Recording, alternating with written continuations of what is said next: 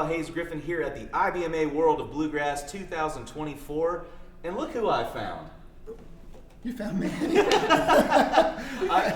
Look who we found. We found Bluegrass TikTok right here. That's right.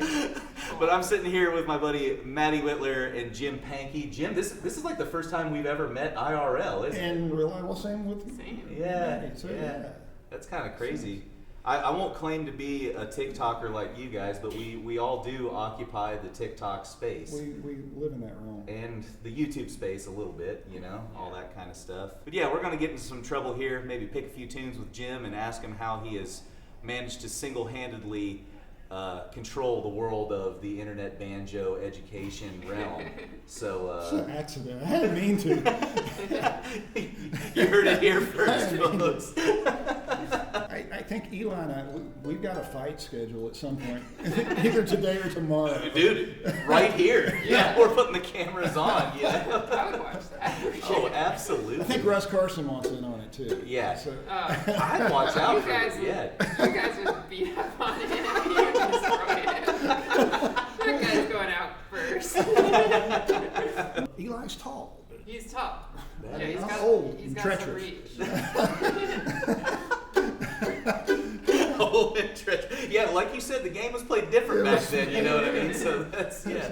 Jim, I've been meaning to ask you so many questions forever, so I'm just going to like go with what's at the top of my mind. All right. So like, you and I have some mutual connections in the Georgia bluegrass scene and all that stuff, and it's kind of crazy that we didn't get to know each other before now, I guess, Okay. right? But it is a little fortuitous that we met on the internet. You know what I mean? Internet people are real people. Yeah, we are real people too.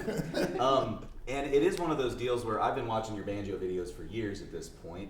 And I noticed something really interesting. Maddie probably has some comments on this too. But there was a very clear period in my mind where you like shifted from, not really shifted, but you added TikTok to your kind of like video mix or whatever you want to talk about. Can you talk about that? Like your history with YouTube and then why you decided to incorporate the TikTok thing?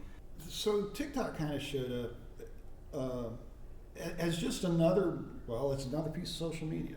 Yeah. And if you're going to create on social media, you kind of have to be everywhere.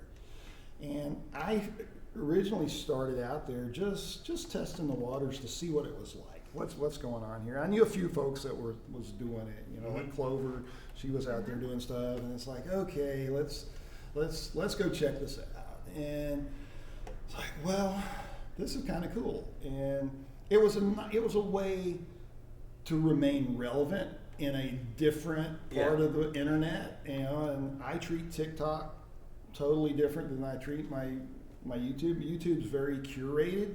Mm-hmm. It's a person that, I mean, I don't want to say I created a character, but it is a person that I become to do those. And TikTok is more me. Yeah. But it was a way for me to just reach out to people, and then once I was able to live stream, it just exploded. Yeah. It exploded, and the live stream came about. I had in 2021. I had a big surgery in November, so I had some time off that I wasn't able to really play or let around a 12-pound banjo, and so I thought, well, how can I do my live stream? I will live stream my practice sessions. So I would sit and just practice, and people would come in, and it's like, and suddenly you've built a community of folks, which was, again, that I didn't know that would happen, but it was definitely it was a way to drive people to my YouTube, which makes a little money. Yeah. You know, and it's like, how can I keep pushing people there? Where can I find more people? And TikTok was a great place to find people. Yeah. You know, I think right at 76,000 followers there. I mean, I think as far as the last time I checked, you are like the most followed bluegrass social media person, I believe. Yeah. Because what's your YouTube up to now as far as Well, I was hoping I'd be able to say 130,000, but it's like 129.4. You know, it's close. That's it's we close. can round up. That's You know, close. that's, I haven't looked. Yeah, The past couple of days, but it was close. that's within spec. We'll call it Yeah. 130. I was really hoping to be. By able the to time see this video comes out, he'll be at 150, so it doesn't matter. You know, it's So, and that COVID was very good to me. Yeah. So Yeah. I had already started putting lessons and stuff online. I had a dude lived in my town, plays banjo, and he would call me up and say, "Hey, I want to learn City of New Orleans." So that's not exactly a banjo tune, but whatever, let's do it. And I said, "Come by the house, we'll sort it out." He says, "No, I don't want to do that. Just make me a video and send it to me." And it's like, dude, if I'm making you a video, I'm going to share it on everywhere, yeah. you know. That's a lot of work, right?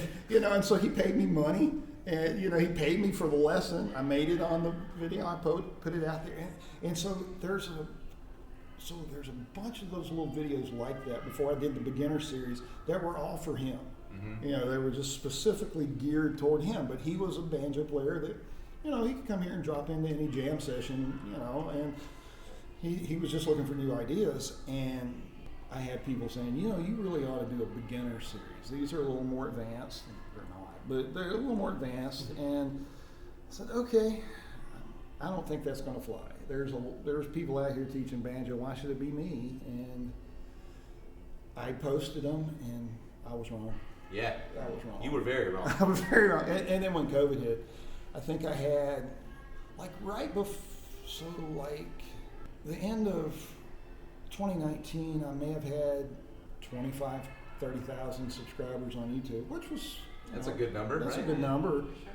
But the following April, May, June, it had doubled. I was getting 3,500 new subscribers a month during that period of time because everybody was stuck at home. But TikTok, back to TikTok, it was just to be relevant. Yeah. Even with what I was doing. Well, I kind of love that you said that. Maddie and I have had a lot of conversations about kind of I don't want to say like the use, because that makes us sound like, you know what I mean? But the kind of, the different tooling that you give each platform, you know what I mean? And how TikTok is maybe that more like personal, real kind of look at people, you know what I mean? People expect like maybe even lower quality like vertical cell phone video as opposed to like this highly produced YouTube content, which I never did. Yeah, that was one of the things. And then I see guys like Eli and then Tom Collins, and they're doing these videos, and they're just absolutely beautiful. Here I'm sitting in my kitchen, with my iPhone 5. I think it was a barrier for me ever getting involved in YouTube for a long time, and then when I finally encountered TikTok, it was like, oh, I could just. And it was also an accident for me. Like I literally when I started my TikTok, I was on tour with IBMA a bunch, right. And so I was like, this is not going to be music. It's going to be anything but. And then that kind of wrapped up, and I had some time, and I had a video of me just practicing playing a guitar tune on my phone, and I was like, what if I just put that on there? And it just instantly did numbers.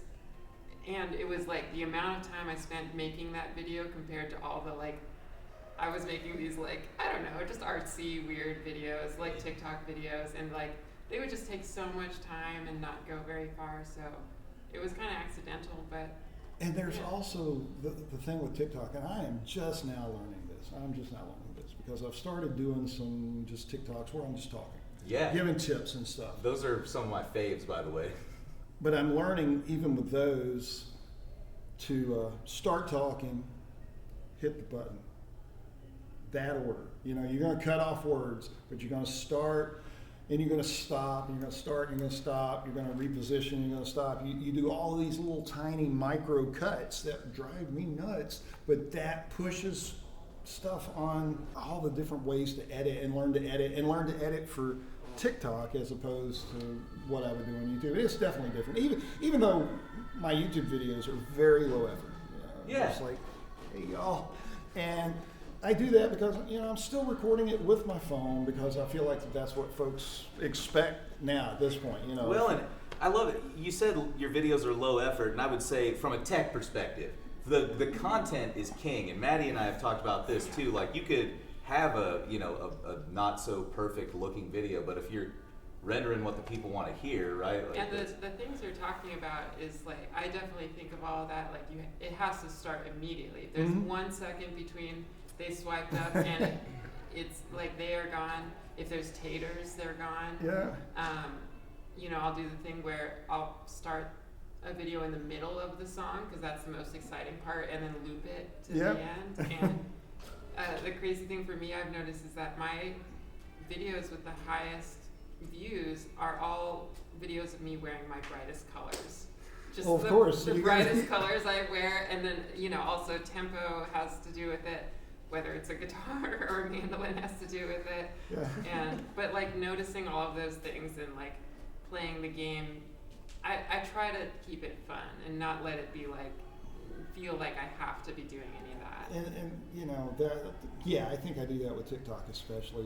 It's like, I'll record something and go, that's close enough. And just let it go. It's like, was this perfect? No. And because it's not, it's probably a better piece of content for the TikTok audience as opposed to something that's super highly polished.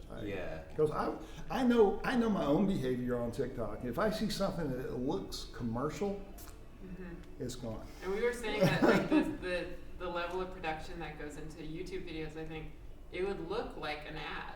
Exactly. Like on TikTok because it's just so slick. Yeah. Yeah, I mean, I think I'm the test case for that because I started doing a lot of my TikToks and Instagram videos as like just recuts of what I was doing on this camera right here, and the views are terrible. Right. You know, it's like people, you can see that like they don't even watch the first second of it. They're like, oh, slick sales guy. Yeah, done. Something's up here. Yeah, exactly. Yeah. Ooh, he's got a blue check mark. Yeah, yeah, exactly. I'm curious, like, what do you think about the reach that TikTok has? Like, it's clearly an audience that skews younger.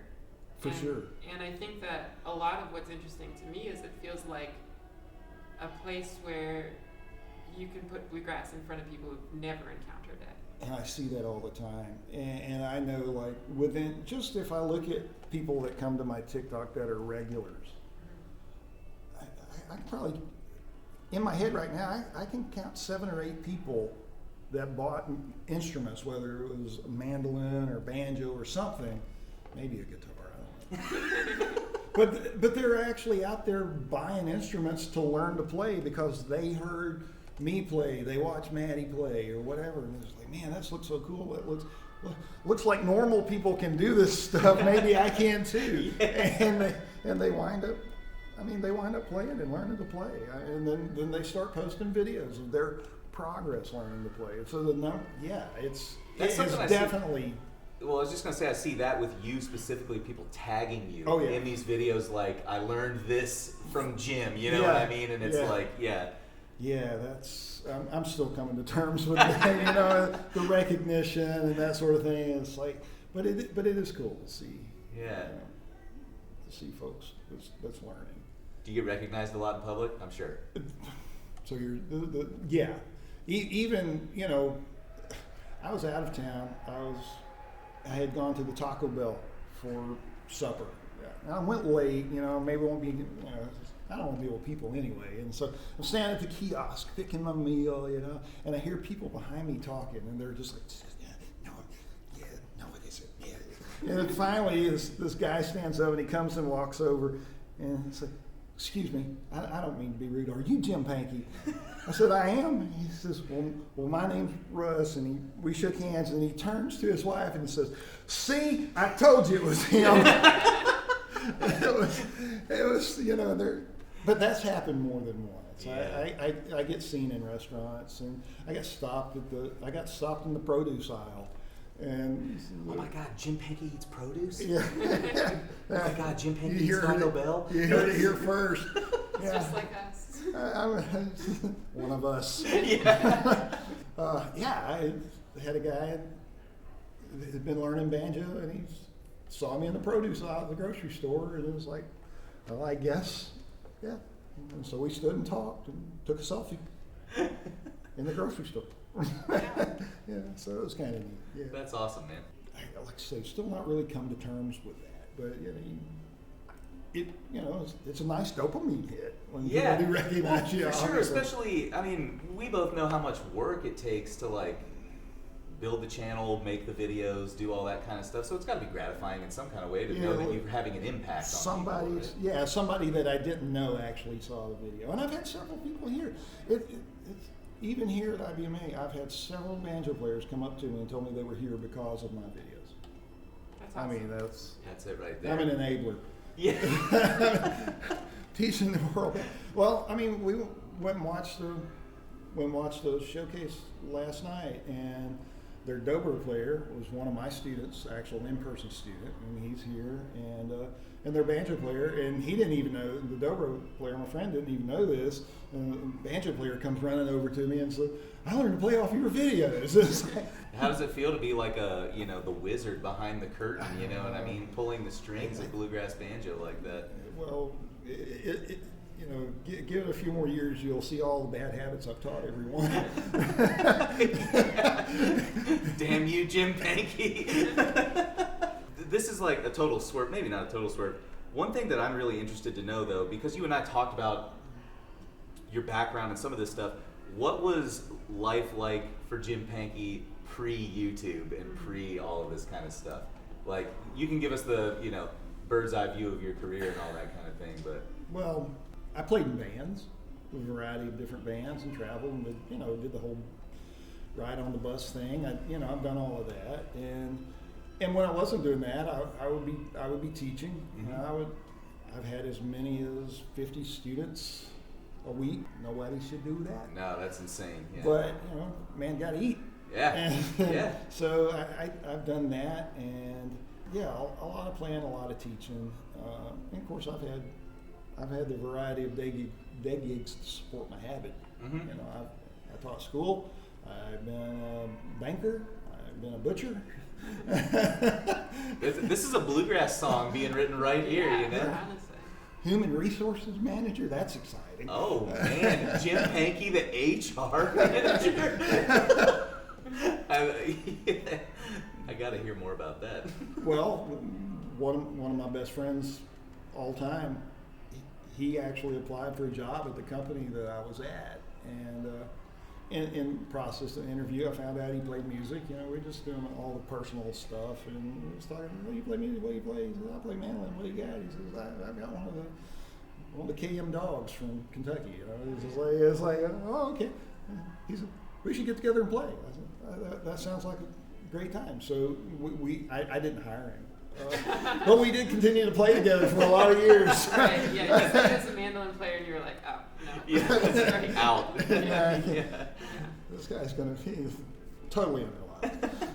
But yeah, we played music for years together. But, I've always been a musician and tried to support that habit with a day job of some sort. And 2012, I just decided if I worked as hard for me as I did for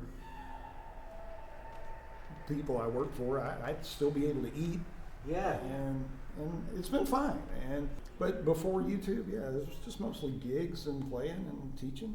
Yeah. Mostly around the Chattanooga area. I mean, a person can make a decent living just in your hometown playing music if there's a scene. Yep. Or you can create a scene. Yep. I mean, you don't have to go far to make. If you live in a decent sized town, you can stay busy playing bluegrass music. Absolutely. Well, especially like you're saying, if you're willing to supplement with some teaching and some of this and some of that, right? Yeah. Yeah. That's kind of what I did. When I learned to play, we had a band in high school. It was me and 3 other boys put together an FFA string band, and we played for all the civic groups. We played for anybody that would have us come play, and we did that. And that was the first time I ever actually got paid for playing. It's like, ooh, I can get paid. So that was about a dopamine hit, right? Yeah, that was good. I'll go ahead and tell you, my first pay was a pig. I got paid a pig, a whole pig. Wow. It was young. It was a little pig. Oh. We raised her up. We had pig chain. It was FFA, so it was agriculture related. Absolutely, and so you get a pig, you raise the pig up, you get it bred, she has piglets, and other kids in the club can get Yeah. get a pig. And so that was what we did. Nice. That So I got a pig. is awesome. I think that's maybe the most compelling first musical paycheck that I've heard of any of my It's friends. not many folks got.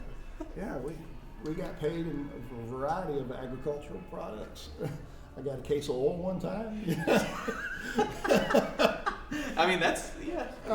Whatever. I've always said we might be better off if we just move back to the barter system anyways, you know what I mean? So, Yeah, I was content. You know, I was playing bluegrass. You usually do get to eat. There's food involved almost Yeah. always. So there's that. So you won't go hungry. yeah, that's true, man. That's great, Jim. Thanks for kind of saying. I had no idea about some of that stuff, man. That's Oh, there's so much. you heard it here first. There's so much. I wanted to ask about just like your thought, because you mentioned that the live stream started as like a practice Mhm. thing, and it's totally for me too. It was like, because it's hard to, I don't know, I just wonder if you could talk about it, because also like thinking of like before live streaming was an option, you couldn't just be like, I'm going to practice playing for people right now and just like get 30 people in your bedroom to watch you. Right. You know, and having those people there, it's like, it makes me commit, it makes things happen in real time. It's so Absolutely. different. And Yeah. there's the interaction, and people will ask questions, and a lot of times there are folks that don't play, but they'll ask a question and it'll be a dang good question, and they're ones that make you stop and think about technique or about. And a lot of times it's something like, "Hey, can you play such and such on this instrument?" It's Well, mostly Those it's are my mostly faves. that. It's mostly that. I love Can you- Jim's unvarnished Play responses rock. on that too. Yeah, what can you play on that? Oh, sure, we can play it, and sometimes I will. You know, it's like was playing something. I was playing Twisted Sister. We're not going to take it one night, just because. And then somebody made the comment. You know, in the chat, I saw it go by. It was like, well, at least it wasn't Nickelback. I'm thinking we can do that too. We can do that too. Yeah, be careful what you put in that comment. Right. Yeah. Actually, doing the practice sessions on TikTok, it does create some accountability. Yeah. Whereas you might work on something, it's like, I don't want to do that. But on the TikTok, you when you're there, it's like, I really want to learn this phrase, and so I'm just going to sit here and do it over and over as long as y'all happen to sit there and do it. And so just one, to prove to myself I can practice like that again, and prove to other people that that's how you do it.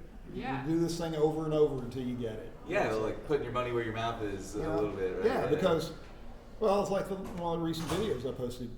You can't just do this. Yeah. You know, and so many people start thinking that, well, you know, I know where to put my fingers. I know how to make this pattern. Why can't I do it? Well, it's Because you haven't spent 40 million hours trying to, you right? have to- you have to do the thing to do the thing. I really appreciated that video, by the way. You know, I think I was even a little naive as a young flat picker. You know, it's like you're so hard on yourself because you judge yourself to the standard of your favorite players and Sure. stuff like that. It's like, why am I not getting this? And it's like, you haven't done it for 15 years. That's Yeah. why. Well, and also just thinking about like why you making a video like that is meaningful and different, and it feels like it's because if you're a content creator of any sort, like you have to put on an image of like, I can create endlessly and there's always something for you to do. And Yeah. sometimes the answer is like, no, I've told you what to do. You just need to now go take your time for yourself. Like watching more of my videos isn't going to be the thing No, I that know. gets you there. And I answer people, like, if you go through my YouTube comments and my responses to comments a lot of times, and anymore I mostly just ignore certain types of comments, but I try to respond and, you know, at least put a little smiley face. But people will say, hey, it'd be great if you were to do a tutorial on this song. And that's where the source is the lesson came from.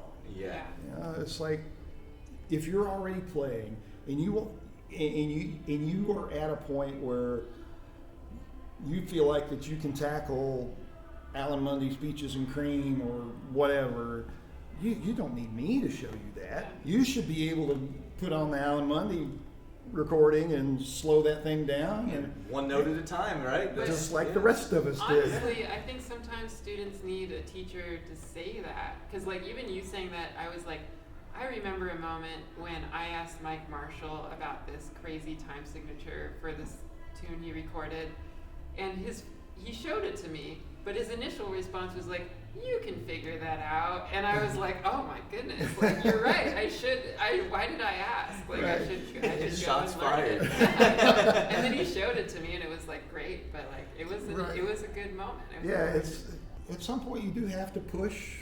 You have to push the student away. It's like my student I saw at the showcase last night. I remember he took banjo lessons for about 2 years, and then it got to a point where it's like, why are you still coming? You have to, I said, I'm not taking your money anymore. I mean, you can come and we'll sit and play tunes, but It's in the lesson. this is not a lesson, and I expect you to show me something when you come. Yeah. And I like that, man. because at some point you just got to play, and I've said this so much, my 10 lesson series, and this sounds like a commercial, there's more in those 10 lessons than I knew when I first started playing with a band. Mm-hmm. I mean, I had just a handful of things to get up and play and just, so if somebody, I feel like somebody goes to those first 10 lessons, the foundation is there. I shouldn't have to just constantly teach you songs. I mean, you should be, I hope that in that, the thing that folks take away from it is not Cripple Creek, Banjo and Holland, Bowling Cabbage Down. I hope they take away, oh, this is how you build a banjo song.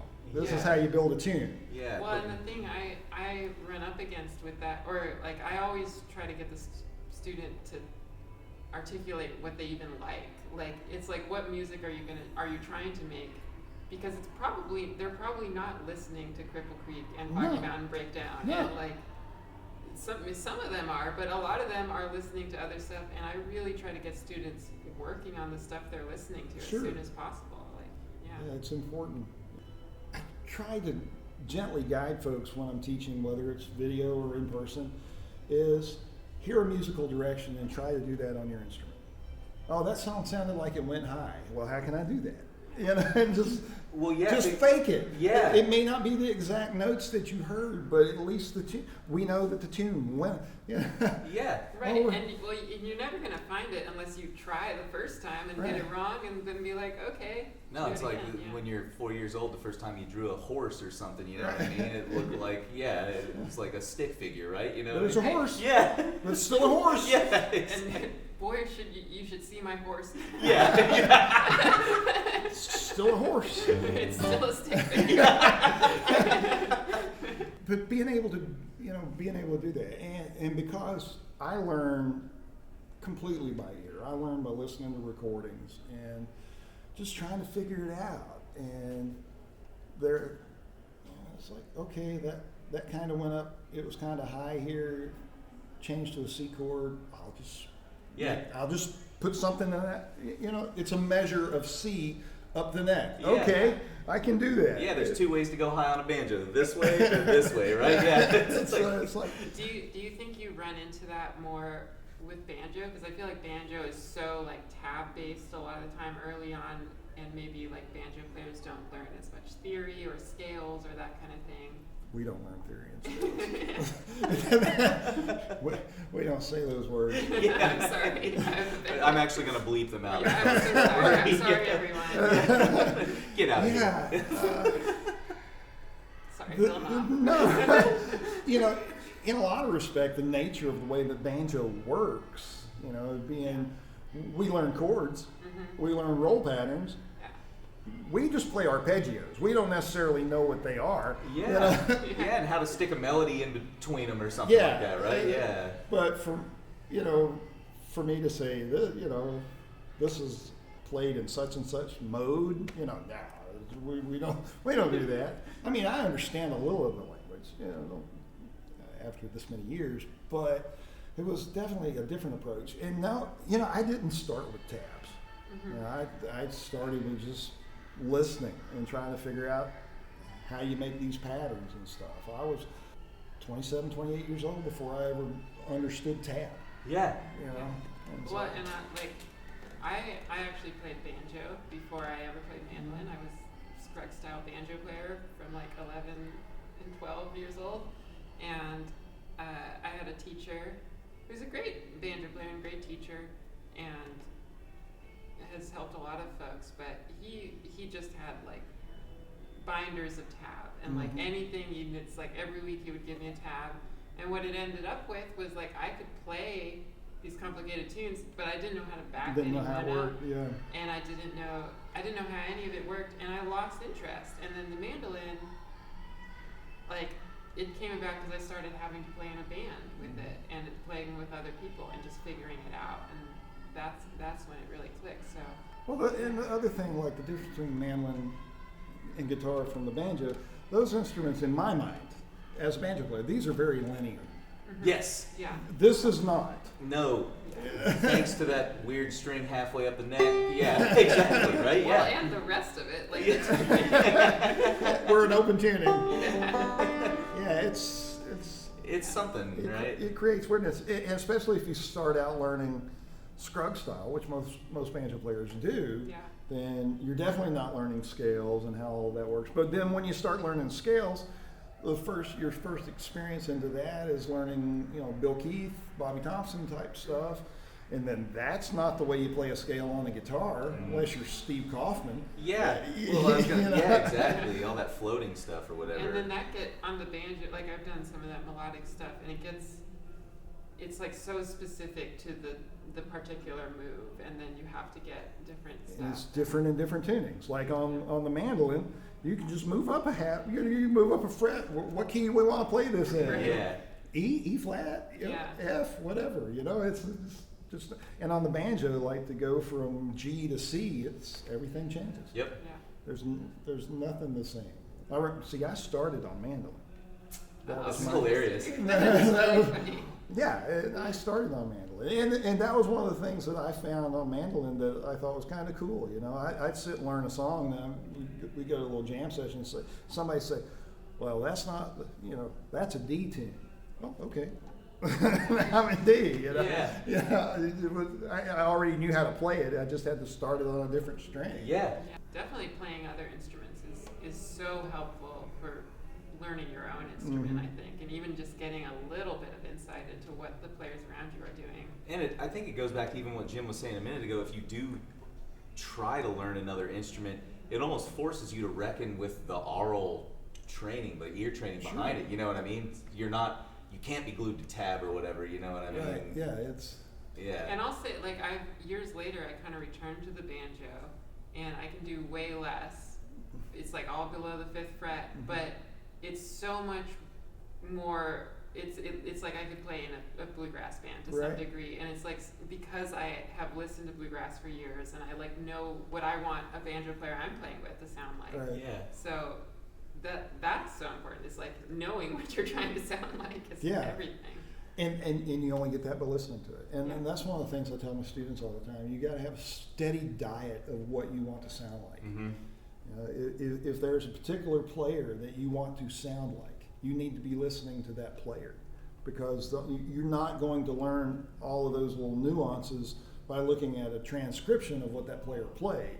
You're never going to sound like him. You might play the notes, but when you start listening, and I did that with a couple of different banjo players back in college. Somebody came up to me after a show, I guess, it would have been an undergrad, and he came up and said, "Man, you sound like Pete Wernick when you play." And I thought, well, that probably tracks, because at that time I was head deep into high rise. I'm listening to learn all the high rise stuff. And I didn't set out to learn any Pete Wernick licks, tunes, arrangements, any of that.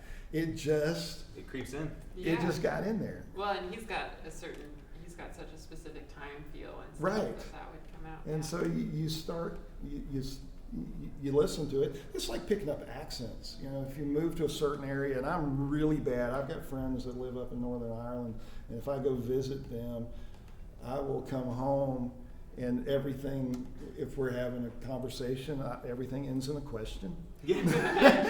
And I picked that up really quickly. Yeah. Like, wow, I've been here 3 days, and now I'm starting to pick up these little things, and it's what you hear. Yeah, And, creeps in. Yeah, it does.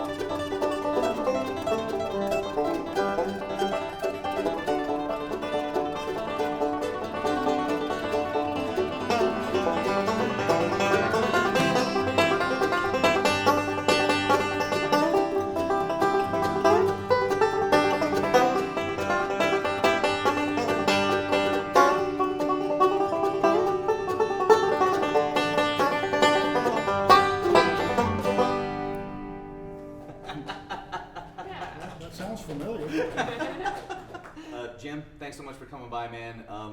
I just have to say this on camera so that everybody knows you are a huge inspiration. Like we all look up to you, man, and it's such an honor to be sitting right next to you in person. I promise I will join the live streams more after IBMA. You know what I mean? We still haven't done our collaborative. We've got to do the summit. Yeah, I think it needs to happen. I'm getting back on the train. Yeah. I've been gone 11 weeks this summer. I'm just all over the place, dude. So we love you. We'll be on your stream. I It'll promise. be fun. Yeah, we'll do it. Yeah. Well, thanks for stopping by. Thanks so much to IBMA and to Martin Guitar for sponsoring Picking for the Prize guitar contest and Martin Guitar giveaway. They're the reason that I am here, that I am the artist in residence, and that I have this room so I can bring folks like Jim and Maddie in here to talk about important TikTok algorithmic concepts. Yes. Yes. So thanks again, Jim. Thanks, Maddie. Catch you later.